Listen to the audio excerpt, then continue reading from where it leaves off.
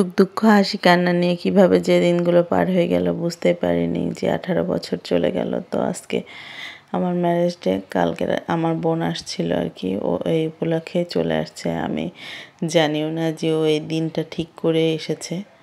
তো কেউ কেউ আসলে জীবনে আনন্দ দেওয়ার জন্য থাকে, সেটা হলো আমার ছোটো বোন। আমার ছোটো বোন সবসময় আমার সুখের সময় এবং দুঃখের সময় পাশে থাকার চেষ্টা করে।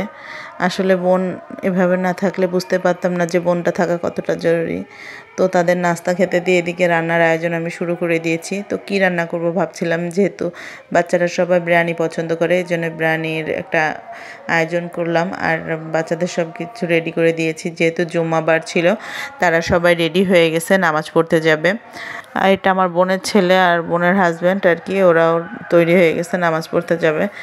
তো নতুন জায়গায় আসছে, এর আগে ওরা এখানে আসে না আর কি আমার এই বাসায়। তো এসে ওরা খুশি, ছোটোটা তো খুব খুশি। ওরা দুইজন তো বন্ধু বান্ধবের মতো খুবই দুষ্টামি করতেছিল। এরপরে নামাজ পড়তে যাচ্ছে সবাই, এখন ছোটো মেয়েটাও যেতে চায়। তো ওকে রেখে গেছে, অনেকক্ষণ ধরে কান্নাকাটি করছিল। আর ওদের বিদায় দিয়ে আমি রান্নাতে চলে আসছি, কারণ অনেক লেট হয়ে যাবে, নামাজ থেকে এসে আর কি খাইতে বসে যাবে সবাই, এই জন্য।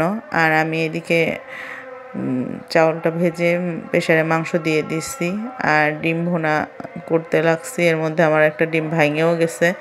আচ্ছা যাই হোক, আর বিরিয়ানিটা আমার একদম এই যে রেডি হয়ে গেছে, অনেক লোভনীয় হয়েছিল, সবাই মজা করে এখন খাবে। টেবিলে যে দিয়ে দিয়েছি।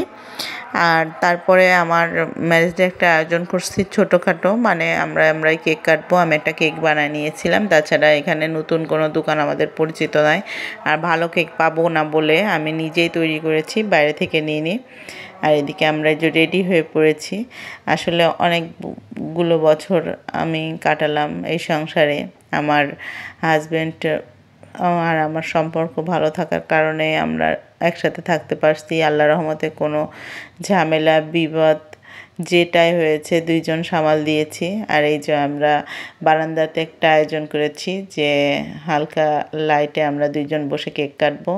যেহেতু বাসায় কেক বানাইছিলাম, সেভাবে করতে পারিনি, যেহেতু আমি কোনো কেক বানাই না আর কি, শুধু ফ্যামিলির জন্যই বানাই।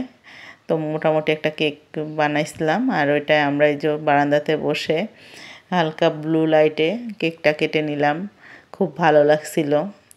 তা সবাই খুশি হয়েছে, আপনাদের ভাইয়াও খুশি হয়েছে। আমি একটা ছোট্ট একটা আয়োজন করছি।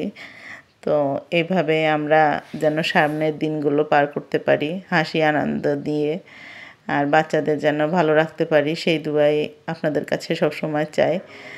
তো সবাই মিলে আমরা আনন্দ করে আজকের দিনটা পার করলাম। বছর বছর যেন এভাবে আমরা একসাথে থাকতে পারি। এখন তো অনেকের অনেক সমস্যায় হয়ে যাচ্ছে ফ্যামিলিগতভাবে, তা আল্লাহর রহমতে আমরা ভালো আছি।